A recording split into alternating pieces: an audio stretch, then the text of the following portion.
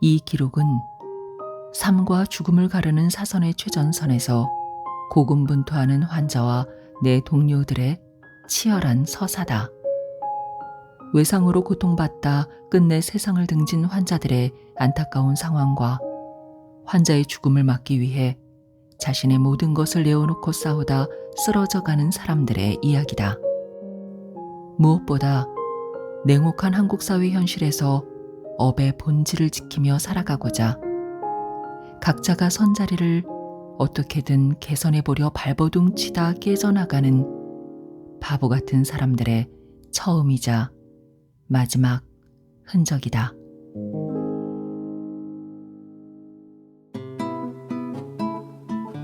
안녕하세요. 힐링필드입니다. 오늘 준비한 책은 이국종의 골든아워입니다. 이 책은 외상외과 전문의 이국종 교수가 대한민국의 중증외상 치료 분야에서 겪은 생생한 경험과 기본 원칙마저 무시되는 열악한 의료 시스템의 현실을 다룬 회고록입니다. 중증외상은 생명을 위협할 정도로 심각한 외상을 의미합니다. 교통사고, 추락, 폭력, 산업재해 등으로 인해 발생하는 심각한 신체 손상을 말하는데요. 중증외상 환자는 신속하고 적절한 응급처치를 받아야 생존 가능성이 높아집니다. 환자의 생사를 가를 수 있는 그 신속한 시간이라는 것이 바로 골든아워입니다. 골든아워는 중증외상 환자의 생명을 구하는 데 있어서 매우 중요한 첫 1시간을 의미하죠. 이국종 교수가 외과 의사로서 중증 외상 치료에 헌신하게 된 계기는 여러 차례 극적인 의료 경험에서 비롯됩니다. 중증 외상 환자들이 적절한 치료를 받지 못해 안타깝게 생명을 잃는 현실을 접하면서 이 분야의 중요성을 절감하게 되죠. 특히 우리나라의 중증 외상 치료 시스템의 한계를 인식하고 이를 개선하고자 하는 강한 사명감을 갖고 일하는 분입니다. 이국종 교수는 이 책에서 나는 그저 살아남기 위해 외상외과를 선택했다고 했지만 그가 천성적으로 가지고 있는 인간에 대한 애정과 무엇보다 생명을 우선으로 하는 뿌리 깊은 그의 신념이 외상외과라는 분야를 오히려 끌어당긴 것이 아닐까 하는 생각이 들었습니다. 이국종 교수는 2020년 1월에 아주대학교 병원 외상센터장을 사임하고 현재는 국군대전병원 병원장으로 있습니다.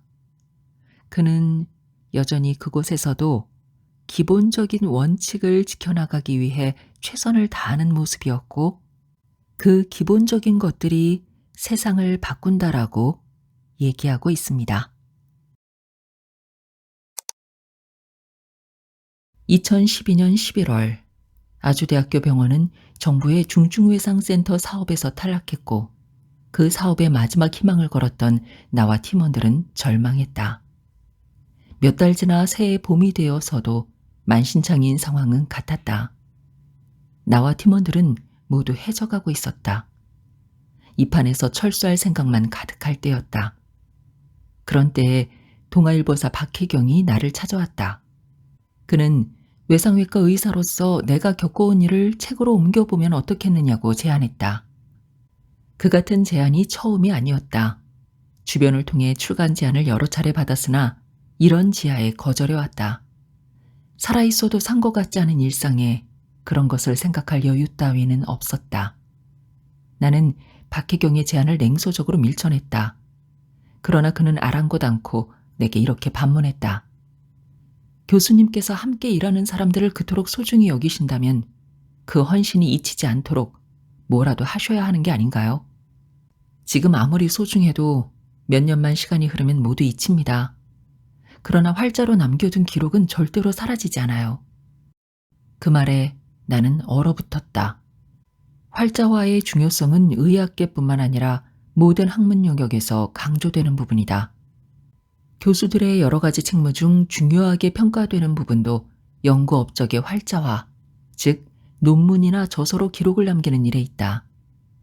박혜경의 말이 옳다고 여겼다. 나는 그 이후 생각나는 대로 메모를 끼적이기 시작했다. 그 기록은 시간적 연속선상이 있지 않았다.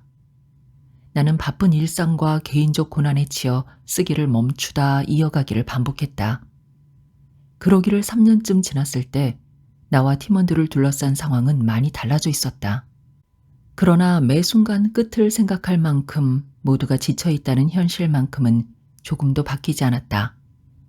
내가 전공한 외상외과라는 세부 전공은 중증외상 의료 시스템을 염두에 두고 중증외상센터 설립과 운영을 고민해야 하는 과였다.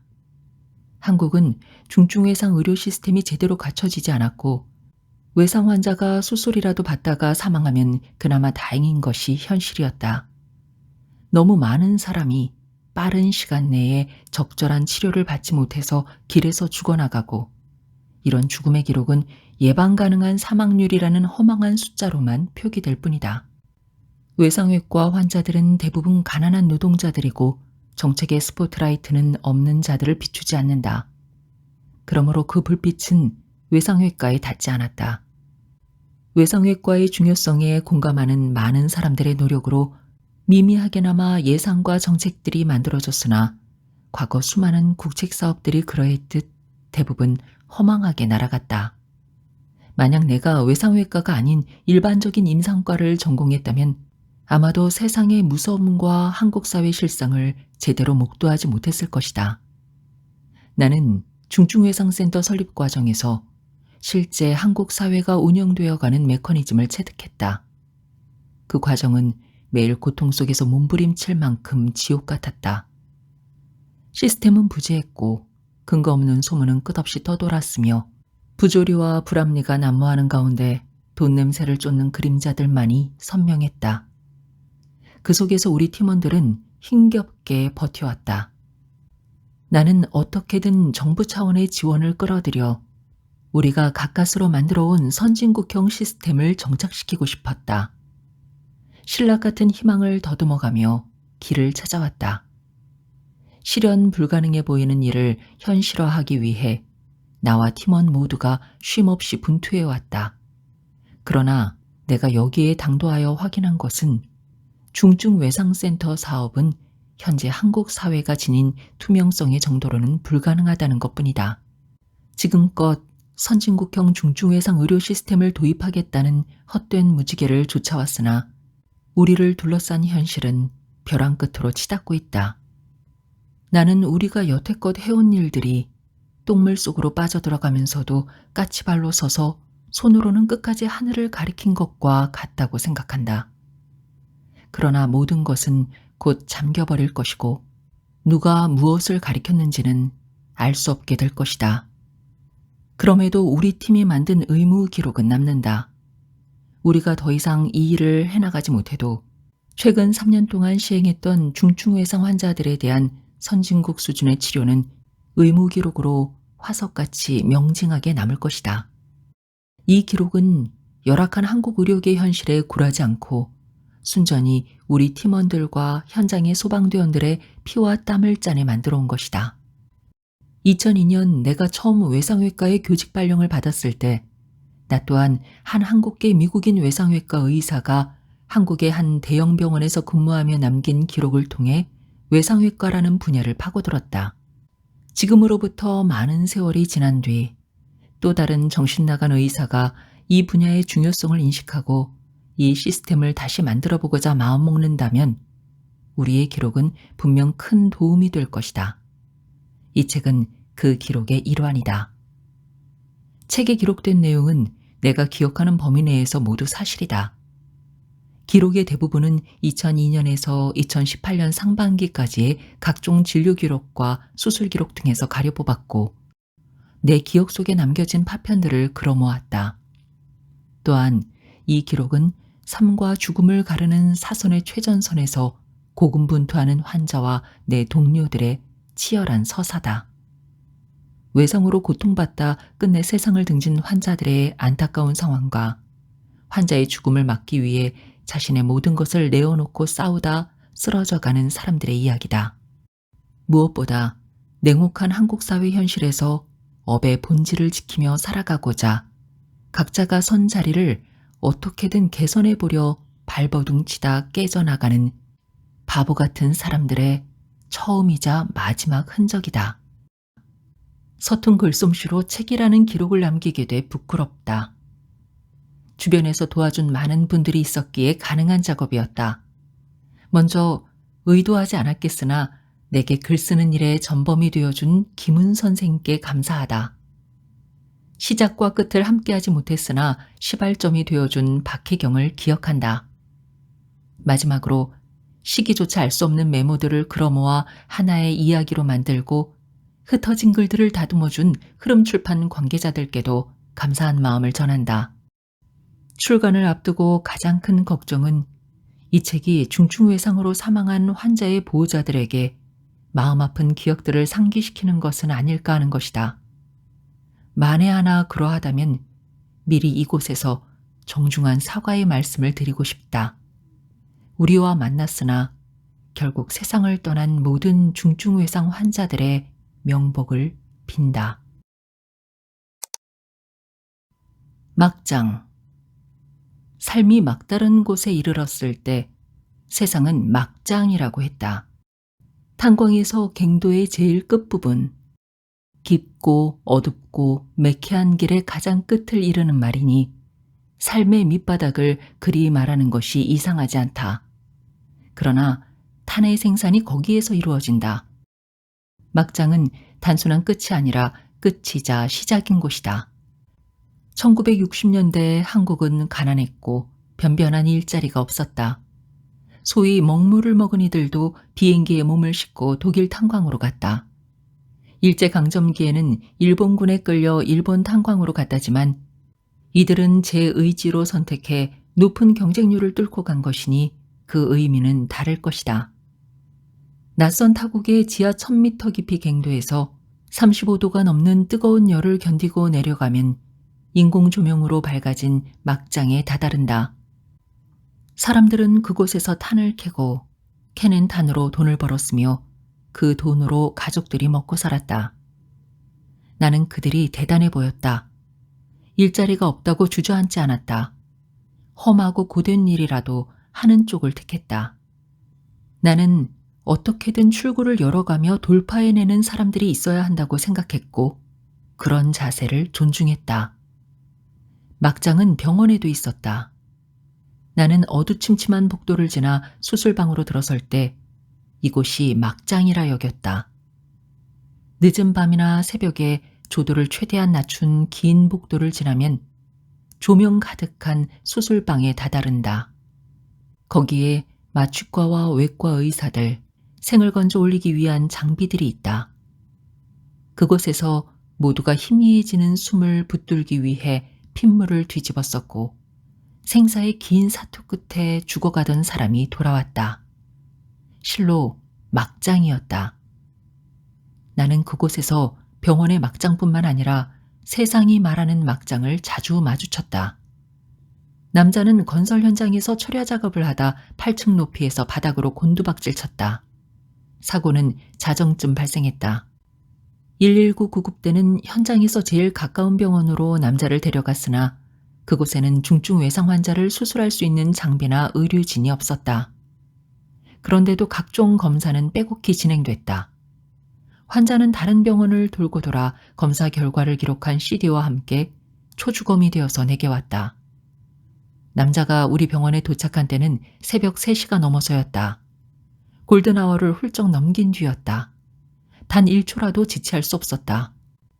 추가 검사 없이 기관 삽관만 해서 그대로 수술방으로 올렸다. 미리 와있던 마취과 박성윤 교수가 수술방에서 나를 맞았다.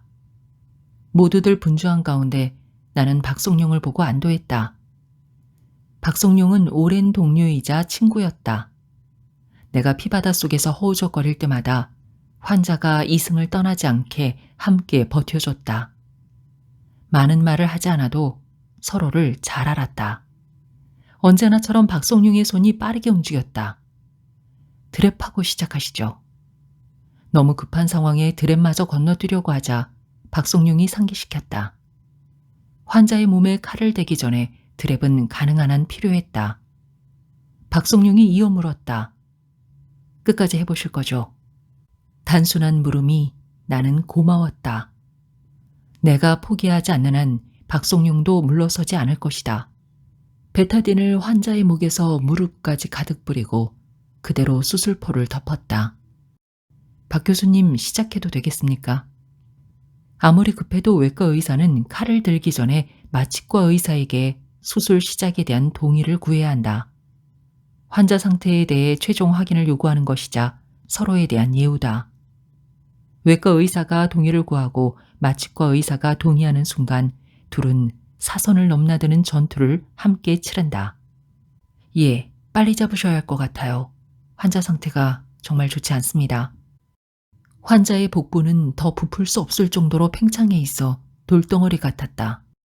흉곽에서 심한 피하 기종이 만져졌다. 가슴을 누르면 다발성으로 부서져 나가는 갈비뼈들이 어그적거렸다. 배 중앙을 갈랐다.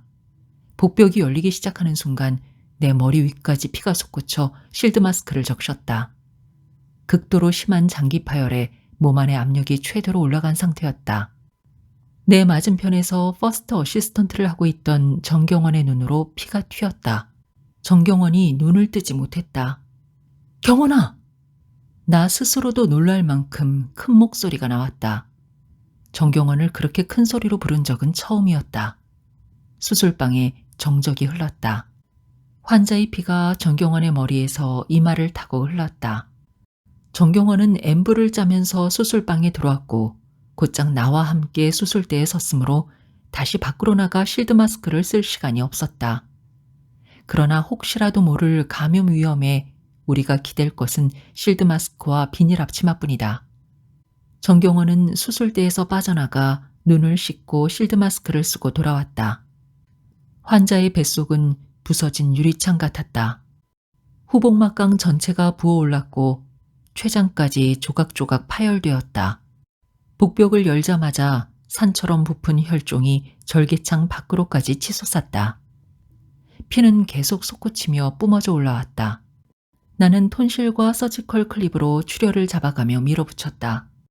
분쇄되어 으스러진 조직들이 핏물 위에서 맴돌며 피바다의 수면 위로 밀려 올라왔고 빈틈없이 밀어넣은 수술용 지혈제들이 피의 역류에 휩쓸리며 서로 떠올랐다. 지혈제가 빠져버린 출혈 부위들이 방향을 모르게 밀렸다.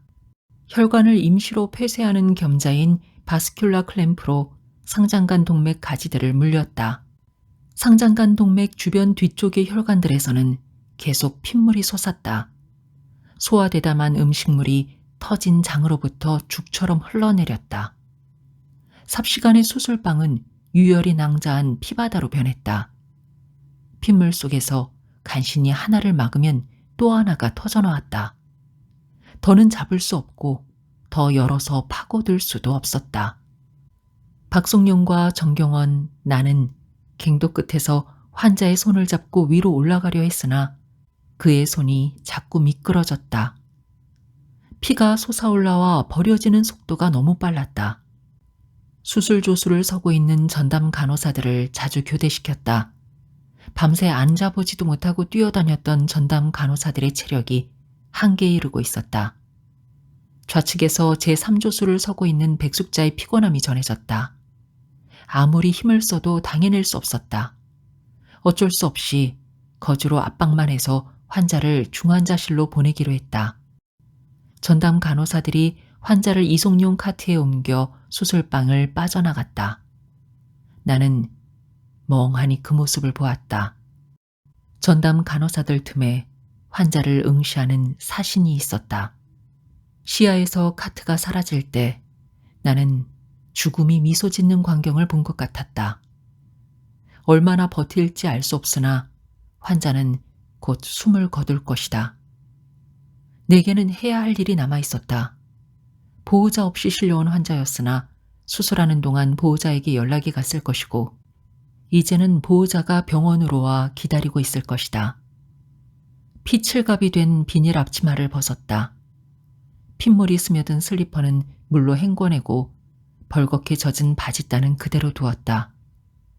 5번 수술방의 창 너머로 동이 터오고 있었다.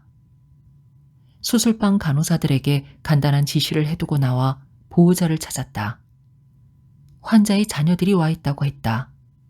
환자는 40대 후반의 남자였다. 부인이 오지 않은 것으로 미루어 자녀는 성인일 거라고 짐작했다. 보호자 대기실에 들어섰을 때 새벽 햇살이 창으로 환하게 들었다. 마치 무대 위 조명처럼 공기 입자가 비현실적으로 공간을 비췄다. 새벽빛은 몽환적이기까지 했다. 지옥에서 밤새 헤매다가 나온 것 같은 수술로 온몸에 피로가 쏟아졌다. 나는 크게 심호흡을 하고 보호자를 찾았다. 시야에 들어온 것은 어린아이 둘뿐이었다. 나는 설마 하는 마음으로 아이들에게 다가갔다. 자그마한 체구에 짧게 깎은 머리를 한 남자아이는 피부가 하였다. 귀엽게 살이 오른 볼은 발그레했다. 아이는 밤송이 같은 머리를 하고 커다란 눈망울 속 맑은 눈빛으로 나를 보았다. 그 옆에는 긴 생머리를 올려 묶은 마른 여자아이가 있었다. 여자아이는 보호자 대기용 의자에 무릎을 꿇고 올라가 창밖을 바라보며 알 수 없는 노래를 작게 흥얼거렸다. 남자아이 앞에 쪼그리고 앉았다. 나이를 물으니 5학년이라고 했다. 환자의 아이들임은 확인했으나 환자의 상태를 설명하기에 아이들은 너무 어렸다. 엄마는 어디 계시니? 아이의 눈빛은 근심도 두려움도 낯선 이를 경계하는 어떠한 적이도 없었다. 엄마 없어요. 아이의 말이 너무도 덤덤해 나는 말문이 막혔다. 아이가 툭 뱉은 말이 묵직하게 명치를 쳤다. 옆에서 여전히 노래를 흥얼거리는 여자아이는 누나라고 했다. 너무 작고 마른 체구라 초등학생이라고 해도 믿을 정도였다. 내가 누나구나. 넌 몇 학년이니? 중학교 2학년이요. 여자아이는 내 시선을 피하며 작게 말했다. 제 아비의 상태를 짐작해서인지 내가 낯설어서인지 알 수 없었다. 그래도 여자아이가 누나이니 환자의 상태를 전하기에는 그나마 나을 것이다. 아빠가 좀 많이 아프시단다. 여자아이가 가만히 몸을 돌려 나를 물끄러미 보았다. 아버지의 상태를 설명하는 내 말에도 천진한 표정이었다. 나는 남자아이의 머리에 한 손을 올려 천천히 쓰다듬었다. 아이의 가늘고 짧은 머리카락이 10개 손바닥을 스쳤다. 이제 막 솟은 여린 보리순 같았다. 내가 고등학생일 때, 가판수병일 때 짧게 깎은 머리를 쓸어 넘기던 순간의 그 생경한 감촉이 손바닥으로 전해졌다. 나는 아이가 남처럼 느껴지지 않았다. 녹록치 않았던 내 청년 시절과 그보다 더 속으로 울던 어린 시절의 나를 그 아이에게서 보았는지도 모른다. 어머, 제가 잠시 매점에 다녀와서요. 침묵을 깨는 어른 여자의 목소리에 뒤를 돌아보았다. 한 중년 여성이 서둘러 달려와 아이들 옆에 섰다. 환자와의 관계를 묻자 아이들의 고모라고 했다.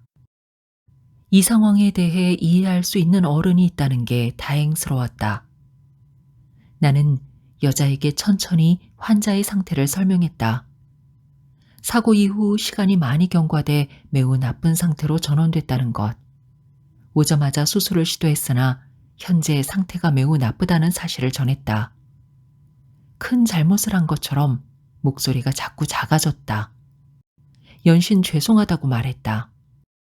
환자의 상태를 설명하면서도 아이들이 신경 쓰였다. 아이들은 누가 봐줄 사람이 있나요? 글쎄요. 애들 엄마는 아이들 어릴 때 집을 나가 연락이 전혀 없는 걸로 알아요. 여자의 말은 어딘지 모르게 건조했다. 아이들을 책임질 생각이 없는 것 같았다. 아이들에게 다른 친척이 있기는 할까 생각했다. 부모 없이 친척집에 얹혀 사는 것은 만만한 일이 아니다. 아이들은 눈칫밥을 먹으며 애정과 관심에 굶주리게 될 것이다. 세상에 나를 보호해줄 어른이 한 사람도 없다는 것이 얼마나 불안하고 허기지게 만드는지 나는 알고 있었다. 아이들의 미래를 생각하며 머릿속이 복잡해졌다. 환자는 결국 아침을 넘기지 못하고 세상을 떠났다. 날은 지나치게 밝고 눈부셨다. 늘 죽음과 마주하면서도 난 그 개별적인 죽음들을 이해할 수는 없었다. 환자의 시신을 수습하고 서둘러 사회사업팀장에게 전화를 걸었다. 중증외상 환자에게 비의료적으로 발생하는 많은 문제들을 사회사업팀에게 부탁하곤 했다. 그러면 비정부 단체나 종교단체의 도움으로 어느 정도는 해결됐다. 환자에게 일어나지 않은 기적이 아이들에게라도 일어나길 바랐다. 사회사업팀장에게 자초지종을 설명하고 진심으로 도움을 부탁했다. 그러나 기본적으로 병원의 사회사업팀 업무는 외래 통원 치료라도 받는 환자를 대상으로 한다. 이 환자는 바로 사망했으므로 아이들과 병원 간에는 공식적인 연결고리가 없었다. 이 상태로는 도움을 줄 수 없다는 연락을 받았다. 대신 아이들을 도와줄 만한 몇 곳의 연락처를 받았다. 내가 모든 환자의 주변 문제까지 해결할 수는 없다. 원칙적으로 환자 개인의 문제에 대해 의사들은 선을 넘지 말라고도 배웠다. 그러나 이 아이들만큼은 지나쳐지지 않았다. 나는 한참을 고민하다 허위원에게 부탁했다. 허위원은 환자의 인적사항을 물어왔다. 나는 허위원에게 공을 넘긴 뒤로 한동안 아이들에 대해 생각하지 않았다. 몇 달 후 허위원이 그 아이들 소식을 들고 왔다.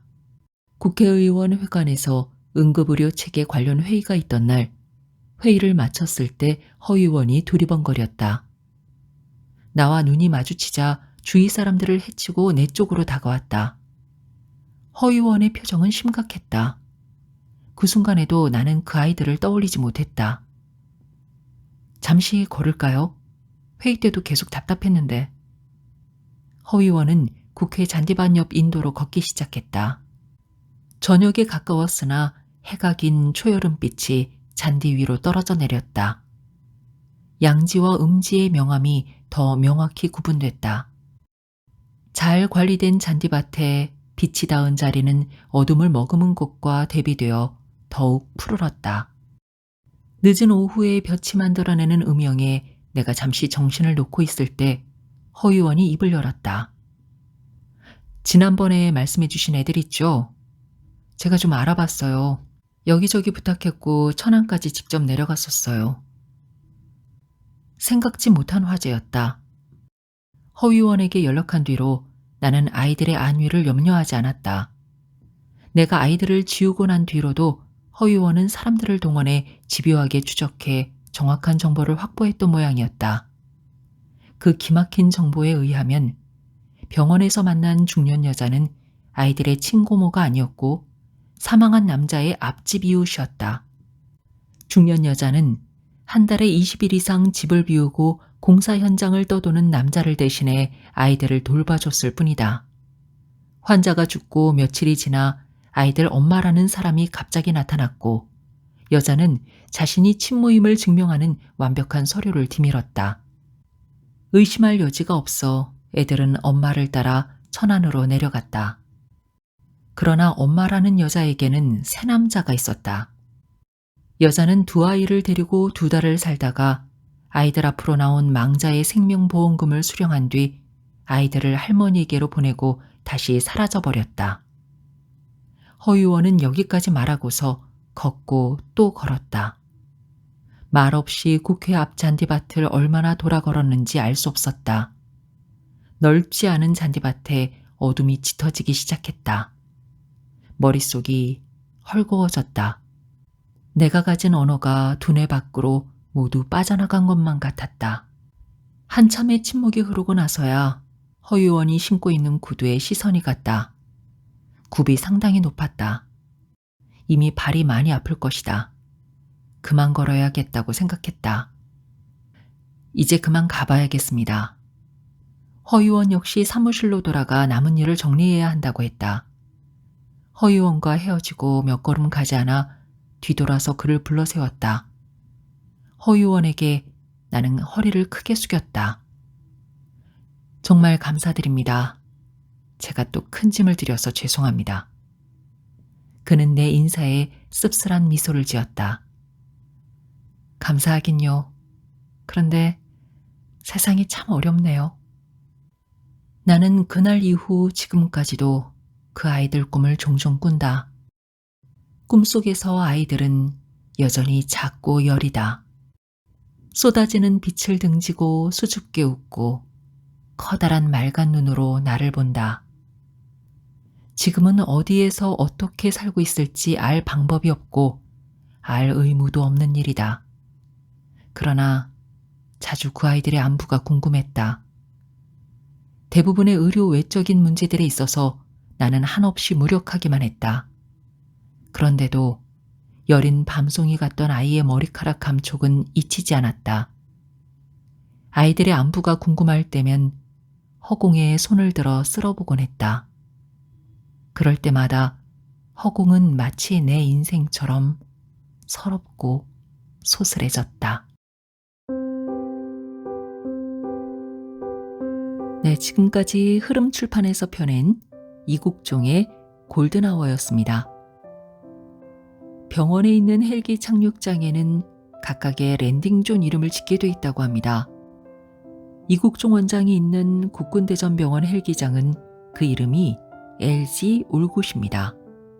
랜딩 존의 약자인 LG와 모든 게 좋다라는 뜻의 올굿이 합쳐진 이름인데요. 알고 보니 올굿은 이국종 원장의 멘토이자 친구였던 브라이언 올굿 대령의 이름에서 가져온 것이었습니다. 주한 미육군 의무사령관을 역임했던 그는 이라크에서 환자를 구하기 위해 헬기로 이동 중에 미사일 공격을 받아 전사했다고 합니다. 이국종 원장은 그의 고귀한 희생을 기리고자 랜딩존의 이름을 올굿으로 지었고, 또한 올굿이라는 단어를 보고 파일럿들이 마음 편하게 랜딩하길 바란다고 했습니다. 구독자 여러분들의 마음에도 랜딩존이 있으신가요? 하루 종일 정신없이 뛰어다녔던 마음이 편안하게 자리 잡을 수 있는 랜딩존 말입니다. 그것이 올굿이라면 더 좋겠습니다. 끝까지 힐링필드와 함께 해주셔서 감사합니다. 건강하세요.